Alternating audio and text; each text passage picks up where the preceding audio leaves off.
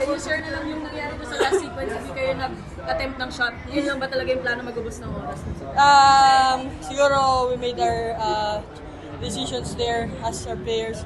Coach Patsas naman decision making, and siguro we're trying na lang to ubos yung time kasi yun may advantage din kami sa part na yun.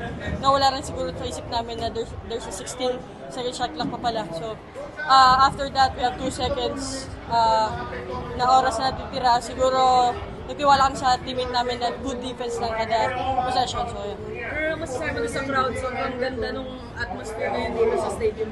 Yeah, sobrang ganda. Sobrang nakaka-pressure at the same time nakaka-boost kasi syempre marami pa rin Pinoy na sumusuporta sa atin.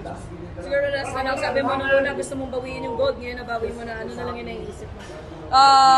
Yeah, lagi ko naman sinasabi after the game, sobrang proud ako sa mga teammates ko.